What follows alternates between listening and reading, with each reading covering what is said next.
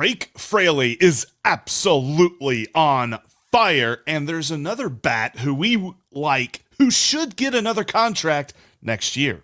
Justin Dunn's second start was more of the same from the first. Is he a starting pitcher? Plus, what Alexis Diaz and Hunter Strickland have in common. You are Locked On Reds, your daily Cincinnati Reds podcast, part of the Locked On Podcast Network, your team every day. You are Locked On Reds. Thanks for making Locked On Reds your first listen of the day. We are part of the Locked On Podcast Network, and we are free and available on all platforms, including YouTube. I'm your host, Stephen Offenbaker, alongside Jeff Carr. Jeff and I, we have a passion for baseball, and we have a passion for the Cincinnati Reds. We have taken that passion and we have turned it into information for you for a better part of 5 years now. Wow. Time sure does fly. On today's podcast, we are going to talk about two rights and a wrong. Also, Jeff and I are going to discuss the travesty that is Nick Krall's management of the Reds injured list. And we are going to talk about some bright spots in the Reds bullpen. Well, we're going to talk about mostly the bright spots, but there are a few other things to definitely talk about down in that bullpen. But before we get into pitching talk, Jeff, let's talk about some hitters, because there are a couple guys right now that are exciting to look at, exciting to talk about, and I think have really played their way into a conversation that we didn't think we were going to have earlier in this season. And I'm talking about Jake Fraley, and I'm talking about Donovan Solano. These two guys are absolutely going out there and doing it up right now. Yeah, against the Cubs, Jake Fraley put together 2 games of multi-hit games. I think he had 3 hits on Saturday, 2 hits on Sunday, just absolutely on fire this weekend. But it's really been something that he has put together ever since coming off the injured list. He has been ridiculous. I mean, weighted runs created plus. The average is 100. He's at 203. 103% above league average. Phenomenal.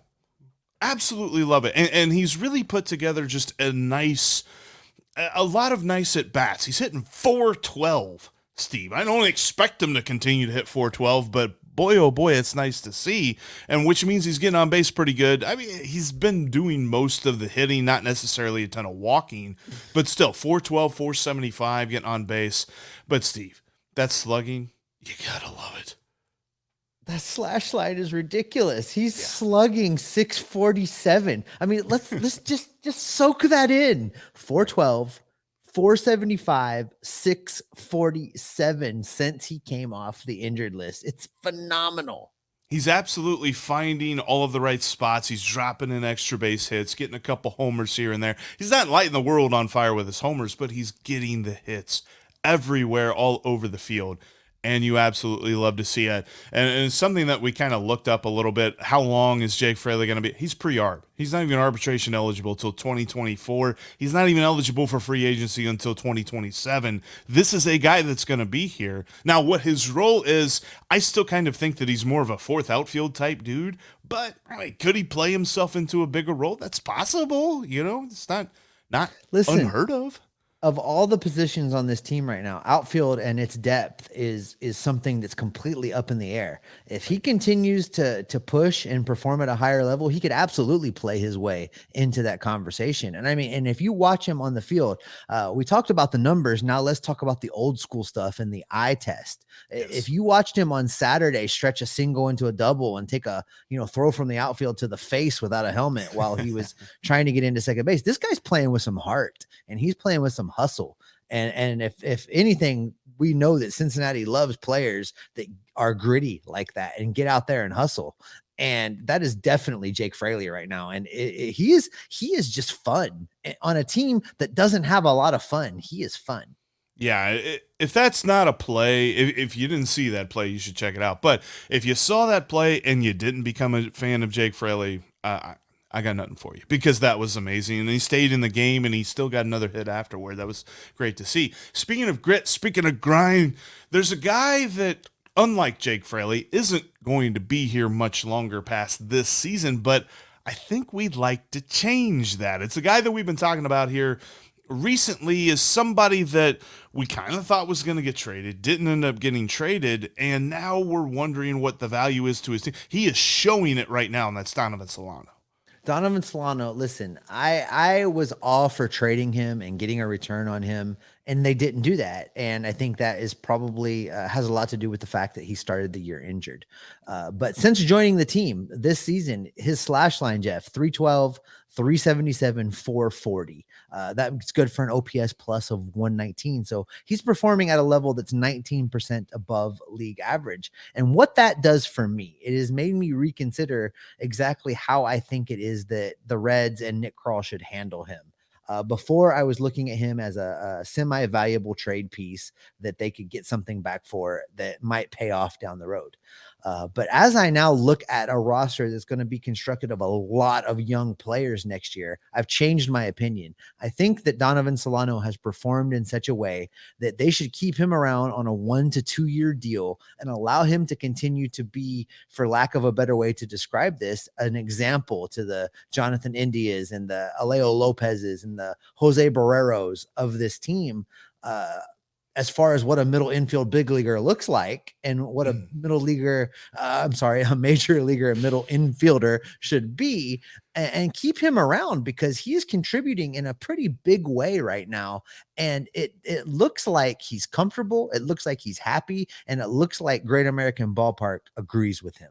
Yeah, I think that Donovan Solano has really shown me something. The only pause that I would have is he might want to go to a contending team for next year. I don't necessarily know. I think that, we believe that there's an outside shot the Reds could stretch into a contender next year, but they're not going to start the year in that conversation. So there's a chance that he might do that. But could you sign him for a 1 year deal and then maybe in the middle of the season, closer to the trade deadline, turn him into a trade chip then if he's healthy? Absolutely. I mean, it would just basically push the plan from this year to next year. And he kind of is that stabilizing force as you go through spring training and as you go through the early part of next year, where we're probably going to see some more young guys come up like Spencer Steer and guys like that. So when I look at that, I'm kind of with you. I'd like to see maybe 1 more year. I don't know about 2. I think 2 would make it kind of hard to trade for him next year, or because the whole extra year control. Option. Yeah. Okay. Year and an option. I think I could go with that. But you're right. His performance on the field has spoke for itself. And then everybody's talked about, including himself, whenever, reporters were talking to him post trade deadline, he was like, yeah, I'm cool. Like, talking with Barrero and talking with India and getting these young guys acclimated. Like, I think that it's important to know that not all of these guys are just going to fit into the mentor role that we give them. Like, it feels like there's a certain line when we look at a baseball player. They're just like, once you start putting that 3 in front of their age, 30, 31, 32, you're like, okay, you can become a mentor now. And some of those guys don't want to do that. They just, they want to do like Tommy Pham and they just want to eat and get theirs, which, by the way, he's doing that in Boston. Have you seen that? Ooh, I have. It's definitely a thing going on out there right now. I don't know what happened there. He went to Boston and got way better. But Donovan Solano, I think, has really fit into the mold that we would love to see. And if he could continue to do that for the Reds, I'd be happy with it. I agree. That interview you're talking about where he said, I can help India, I can help Barrero. That really is what caught my attention because this team is sorely lacking veteran leadership. And, we've got Joey Votto, we've got, but he has never, ever really embraced that vocal team leader that he's never really embraced being that guy. And for Solano to be like, hey, I'll be that guy. It caught my attention. And I really am at a point where I would love to see the Reds do something with him to keep him around. But listen, Jeff, we talked about this segment and basically we set it up as 2 rights and a wrong. And I want to give you a second to dig into what the wrong is a little bit, because we were talking off air before we clicked that magical record button. And we were kicking around whether or not the Reds should be done with Justin Dunn. Yeah. After 2 starts, I'm seeing a pattern. throws a lot of pitches, which, part of that was a very great leadoff at bat for Rafael Ortega, where he worked a 13-pitch walk to start the game on Sunday. But still, threw a lot of pitches to get to the point where he was just in the middle of the fourth inning. And he gave up homers. He's given up 4 home runs now, 3 homers yesterday. A lot of just signs that things aren't necessarily moving in the right direction. I don't know. I know it's only been 2 starts, and I know that there's still more time to be had. But the question is, when this team is good again, is Justin Dunn going to be in the starting rotation? And I have not seen anything to tell me that. I have some thoughts, but before I really get into what I think about Justin Dunn, I think I really like pitchers that do a good job of breaking down their own performance. I like pitchers that can look at what they've done and not be overly, think they did overly well or overly critical, but can really break down what it is that they did in their performance. And, I think that Justin Dunn is actually one of those guys that can see himself and can really critique a performance. So let's hear from Justin Dunn himself on how he feels about how he's performed so far. And I tell you what, we're going to do that here in just a minute, because I want to hear his thoughts. Like you said, he's very smart about just evaluating his own game. There's somebody else here that I'm a little bit worried about how smart they are, though, because, Steve, I think Nick Krall needs to hire some people to explain the rules about the injured list to him. And to get the right candidate for the job, he should absolutely use LinkedIn. As you gear up for fall, you need the right people on your team to help your small business fire on all cylinders. LinkedIn Jobs is here to make it easier to find the people you want to talk to faster and for free. Create a free job post in minutes on LinkedIn Jobs to reach your network and beyond to the world's largest professional network of over 810 million people. Then add your job in the purple hashtag hiring frame to your LinkedIn profile to spread the word that you're hiring, so your network can help you find the right people to hire faster. Simple tools like screening questions make it easy to focus on candidates with just the right skills and experience, so you can quickly prioritize who you'd like to interview and hire. It's why small businesses rate LinkedIn Jobs #1 in delivering quality hires versus leading competitors. LinkedIn Jobs helps you find the candidates you want to talk to faster. Did you know that every week nearly 40 million job seekers visit LinkedIn? Publish your job for free at LinkedIn.com/LockedOnMLB. That's LinkedIn.com/LockedOnMLB to post your job for free. Terms and conditions apply. Coming up later this week, we will sit down with and break down the Phillies series with Connor Thomas from Locked On Phillies, as the Reds are getting ready to play the Phils at Great American Ballpark. But Steve, kind of like we mentioned, we're talking about Justin Dunn and his second start, and how it's kind of raised some questions for us. And he did have some good comments about his own performance. Honestly, just a little frustrated not being able to put guys away. I think that's the next step. Early in my career was walking guys, putting too many people on base, and then giving up a big hit. And I felt like I was in some really good counts and made some really good pitches, but just being able to get the fastball where I want to put guys away, get the slider where I want to put guys away. The homer to Wisdom, just got to get the ball up. The homer to Gomes, it just leaked back over. Morel, he did a really good job. Good hitter, stayed on a slider and stayed through it pretty well. So that one I'm not as much mad at. I could have got the pitch down a little bit more. I didn't want a quarterback, obviously, but definitely have to do a better job with commanding the heater a little bit and just putting guys away when I have them there. The frustrating part was that inning I felt like I was getting to where I wanted to be, but definitely took some strides in the right direction again, and I definitely will be better. I know myself, and I know I'm going to continue to grow and get better, but it's all part of the process, as frustrating as it is, and get to work with DJ this week and start dialing some stuff in and really get ready to go for the next one. That's exactly what I want for the rest of the season. Listen, we've talked about this, Jeff. we talked about it being about repetitions and not results. Yep. And this is exactly a piece of that. Look, Justin Dunn has gone out and he has gotten smacked around. And I mean, he's really gotten beat up. He's thrown 8 1/3 innings. And in those 8 1/3 innings, he's given up 8 home runs. That is not great if you're keeping track at home. But if he can continue to go out there and identify the pitches that he made mistakes on, he realizes that he needs to work on that out pitch, that getting over pitch on guys. And he realizes that he needs to really spend some time with Derek Johnson and get that done. I loved everything that I heard there. I loved that it didn't sound like a guy that was discouraged. It didn't sound like a guy that was ready to throw in the towel and head back to Louisville. It's a guy that wants to get better and wants to improve. And that is exactly what the rest of 2022 needs to be about.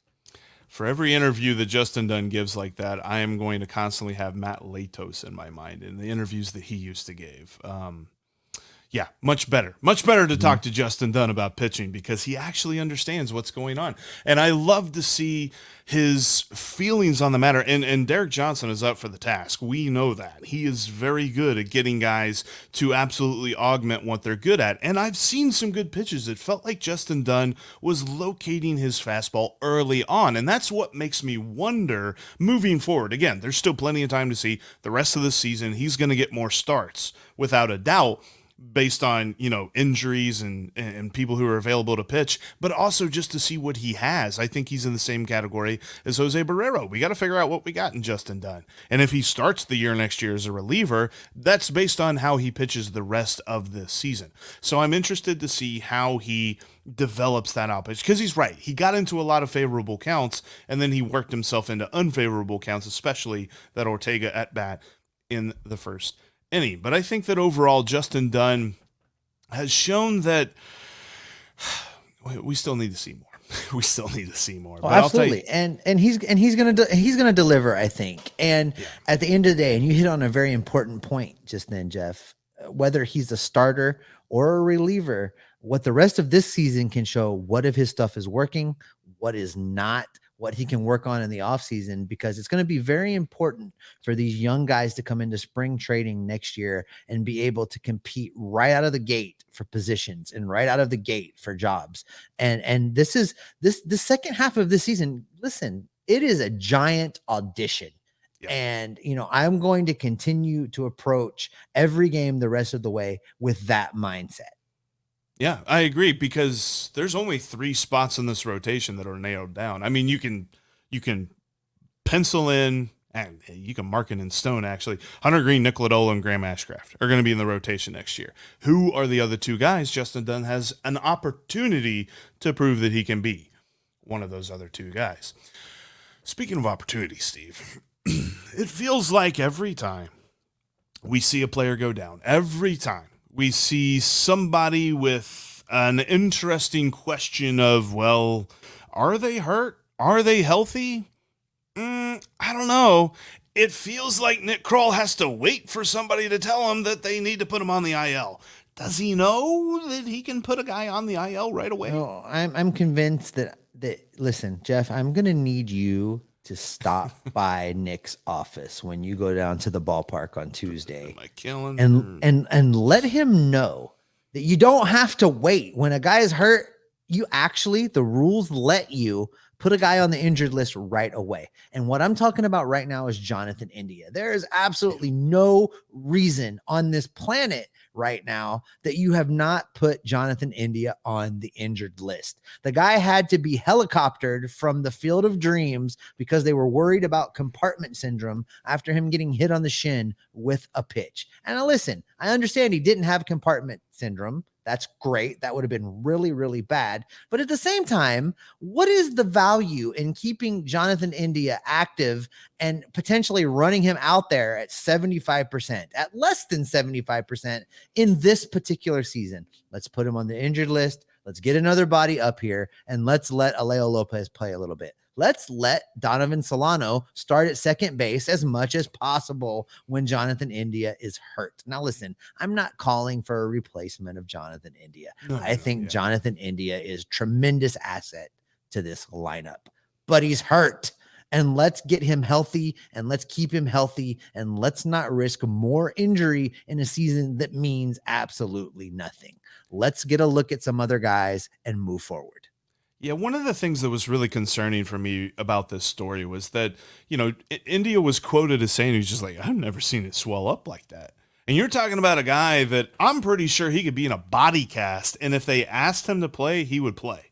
Like, he just does not want to be off the field. So this is all on the team here. The team needs to be the one to make the decision and say, we got to set you down for a bit, dude. Like, everything that he has gone through this year has been with the legs, hamstrings. Now he's got hit on the shin and a crazy contusion there that swelled up. Thankfully, he didn't break anything, but like that kind of stuff, his legs have to be killing him. And he needs his legs. Being a second baseman, being a leadoff guy, you want to have good legs. And if he's going to run around on legs that are like half healthy, what are we doing? Especially when we're not talking about a team that's competing for anything. Like, get him healthy, get him right, and let's bring him back to spring training 100%. I get it. It sucks that we're not going to be able to see Stevenson and now possibly, I don't think they're going to put him on the IL, but they should, because that's part of what we're talking about here. But if they were to put him on the IL and shut him down for a while, then you're talking about your two most important lineup pieces out of the lineup. But that does not matter. They need to be healthy and they need to be ready for when this team is good again, hopefully next year. And they've handled this injured list. I don't know what to make of it. There's another guy that I wanted to talk about in this segment, Jeff, that kind of falls in line with this, and that's Hunter Green. We saw reports coming along that Hunter Green's been throwing. They're considering a rehab start for him to get him back into the lineup, and I'm just like, time out. Listen. If he needs a rehab start, was he really injured or was he not injured? What exactly is going on? Was he really on the injured list with a case of approaching innings limit? Because if that's really the situation, and we'll never know, nobody's ever going to say that publicly.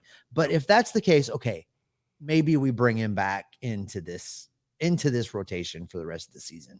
But if he was truly hurt and we're talking about rehab starts and running him back down to Louisville, you want to talk about meaningless games in Cincinnati right now. We're going to send him to the minor leagues to pitch coming off of an injury. It just sounds like a bad idea. If he was truly injured, I just have great pause with what is probably one of the brightest, most talented arms we've had around here in a long, long time. If they're going to play any kind of silly games at all. If Hunter Green was truly hurt, let's just kind of close out his year and take the success that it was and the win that it was and move forward into 2023 with a proven talent in this rotation. Yeah, I couldn't agree with you more. And the quotes that he had and different people had, like, he was saying, he's just like, yeah, I feel 100%. I feel great. I feel ready to go. All of the reports were that no test came back positive for anything. Like he was negative on the MRI, all that different stuff. Like, all of this just leads me to believe what you're saying. This is just them managing his innings this year. And maybe it is like some sort of spin zone thing that they're doing because they didn't want to just shut him down at a certain point and just be like, well, that's it. His season's over here September 1st. Like Strasburg, you're talking about. They didn't want to repeat what the Nationals did with Strasburg. Right. Which, by the way, how'd that work out for them? I think they won a World Series a couple of years later. So I don't think we need to be worrying about spin zone stuff here. Just manage the team. Us fans will figure it out. Like, come on. Like, we're not dumb here. So looking at this whole thing, yeah, I'm with you. I think it was, again, another situation where they had a chance to make a public statement about something, about the team, and they botched it. Yeah, I think the Reds, bottom line, Jeff, the Reds are doing a disservice to the long-term key pieces of the team's future by not protecting them from further injury and what is really amounting to a meaningless season. But listen, when the Reds go to their bullpen, Jeff, you can bet that there are going to be some fireworks, some of them good, some of them bad. You and I are going to have a discussion about some of your more interesting thoughts about this bullpen. And while we're placing bets on the bullpen, you can head over to BetOnline right now and have all the information you need to bet smarter and have all of that information at your fingertips at betonline.net. Right now, Mike Minor is going on the hill for the Reds against Noah Syndergaard and the Phillies, who are going to be at Great American Ballpark tonight. And BetOnline loves the Phillies, and I really just cannot blame them. The money line is negative 161.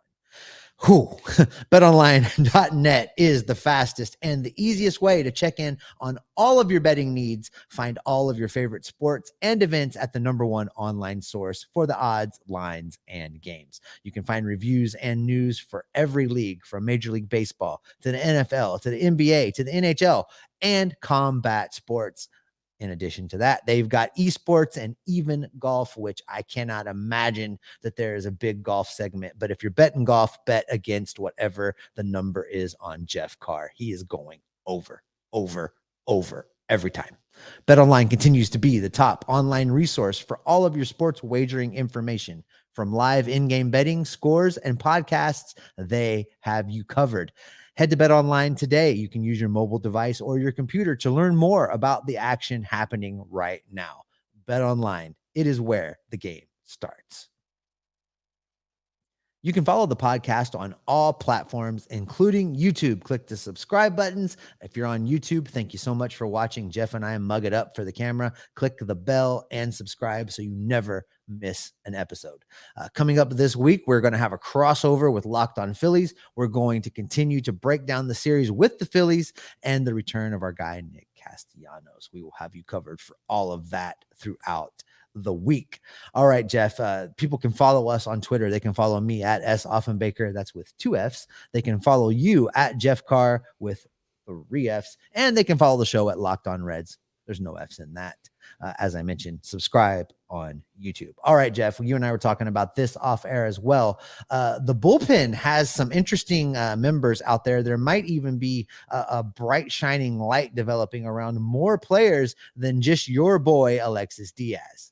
Yeah, I am looking at a couple of guys in particular, but this first guy, he pitched yesterday, and he pitched really well. In fact, the bullpen as a whole, and you mentioned, Steve, the over. If the Reds are going to even approach the over this year, it's that whatever's left of this bullpen continues to pitch like it did on Sunday. 5 1/3, scoreless baseball. Love to see it. And one of the main dudes was Joe Kuhnel. Joe Kuhnel is a dude that I think up until this point has kind of been an afterthought.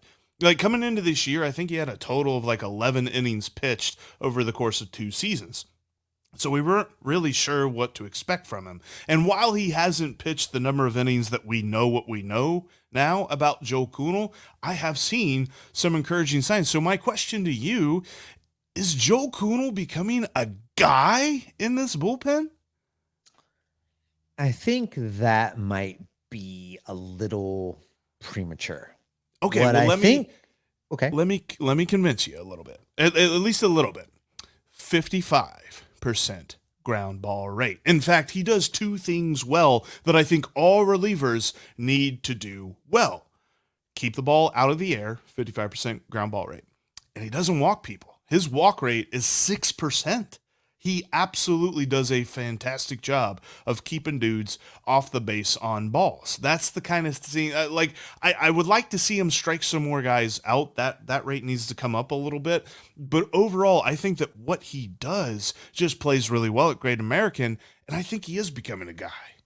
Well, to that point, I think he could become one of the guys. I think, though, it's too small a sample size. I understand that we're talking about a bullpen for the last several years that's been pretty historically bad, and we really want to find a couple more guys. And where I was going with this is I don't think he's a guy yet. I think that he can continue to build some numbers up this season. He could finish this year definitely being in the conversation to be one of the guys in 2023. And then if he can come out in 2023 and continue to perform at that level, yeah, he's a guy. But you know how I feel about relief pitchers. They're just all over the place. You can't count on them from week to week, let alone from season to season. So, for me, I need to see a little bit of consistency out of him. But if he continues to perform, you're right, at the level that he is now, yeah, absolutely. He can be a guy. He's not a guy right now, but he can be one.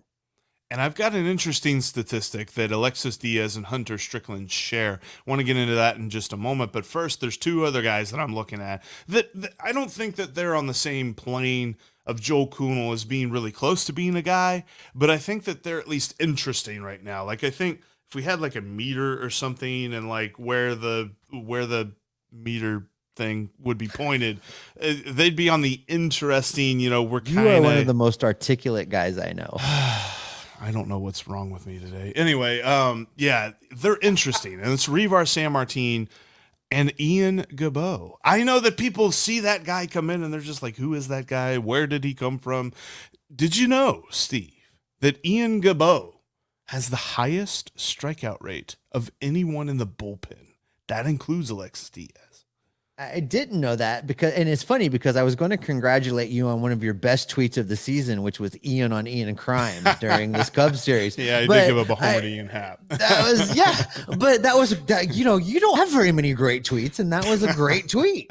But that is actually surprising to me to learn that he has the highest strikeout percentage. I think it's enough to make me be like, all right, maybe I'll watch a little bit closer when Ian Gabot comes in and not go get another beer or another hot dog or something whenever they announce him coming out of the bullpen. And then Revier SanMartin, he's kind of on the same line as Joe Kuhnel in that he is really good at not walking guys and really even better, actually, at keeping the ball out of the air. He has a 62% ground ball rate. Now, his strikeout rate is even worse than Joe Kuhnel, so that absolutely has to tick up. I think it's only at like 14%. He just doesn't strike guys out. But he's not giving up the big stuff, and that's something that this bullpen has just had such a problem with this year. No, I agree in your assessment. You put him in the same vein as Joe Kuhnel, and I think I have the same opinion, which is he could play himself into being a guy. He's not a guy right now. There's some things he needs to do, but with some consistency and some time, he could get there. I agree. And speaking of guys, there is a guy in this bullpen. I love him. I might have an unconditional love for Alexis Diaz at this point. I don't know. He is really good. I might die for him. This is probably too much, but I love Alexis Diaz. Whenever he comes into the ball game, I am so excited to watch him pitch. But there's one thing that gives me a word of caution, and that is that Alexis Diaz and Hunter Strickland both have walk rates over 12%, as in bottom 6% of the league. Something that Alexis Diaz needs to work on. So he's not perfect yet, but but this also kind of underscores just how bad Hunter Strickland is, that we've got to be worried about the fact that you can compare these two guys. We're fast running out of time, so I will just say this, Jeff. Talking about Alexis Diaz's walk rate, understand also that it has improved since, he's a rookie. He was coming up. He was kind of learning on the job. He's better now than he was at the beginning of the season. He'll be better at the end of the season than he is now. Next piece of that is Hunter Strickland should never pitch in another Reds game ever. I don't understand what is going on. I don't get why he's still on this roster. He has pictures on somebody. He has dirt on somebody. He knows something that we don't know, because there is no other explanation for why he continues to be put into baseball games. Can we do like a true crime podcast between him and Corey Patterson? Like, who had the most dirt on somebody? Because, oh my gosh, like, I tweet out, the only reason that I can fathom that they're continuing to pitch Hunter Strickland is so that he can put a bunch of guys on base and Alexis Diaz can experience coming in with guys on base. Like, that's the only reason because every time he comes in, at least two, not one, at least two guys get on base in some manner. I haven't been very critical of David Bell on very much this year. I feel he deserves a pass on almost everything because almost all of it is out of his control. But that's in his control. Yeah. Hunter Strickland should not pitch again. I don't care if he's on the roster or not. Pretend he doesn't exist. Yeah, if he has to be like, the Obi-Wan to Alexis Diaz's Luke Skywalker, that's fine. Obi-Wan ended up just kind of bowing out in the end. Just let Hunter Strickland bow out. It's time. Move on. And that's how we're going to end today's podcast. Thank you so much for watching, for listening to the Locked On Reds podcast here today. Steve and I will be back tomorrow as we talk about a minor start for the Reds against Nick Castellanos and the Phillies. I miss him, Steve. I miss Nick Castellanos. Anyway, that's going to It's do it be for us. real hard to not be pulling for Nick Castellanos to just standing, hit one Oh, out of the stadium. while I'm he's in almost rooting for Cincinnati. him to hit a home run every time because wins and losses don't matter for the Reds right now. Let's just stick it to him, man. Nick Castellanos, do it, man. Do the thing. I'm rooting for you. Anyway, make your second listen Locked On MLB. Sully's got you covered around the league with his unique perspective on the league past and present. That's Locked On MLB, just like Locked On Reds, free and available on all platforms. Steve, Nick Castellanos is back at Great American Ballpark, but he's wearing the wrong letter. It's a P, not a C. What can people expect from us? Well, they can expect us to point out when Mike Minor gives up 2 home runs to him. They can expect us to break down this entire series, have them covered with all the information, because you know what? We are Locked On Reds, and we're Locked On Reds every single day. We'll talk to you tomorrow.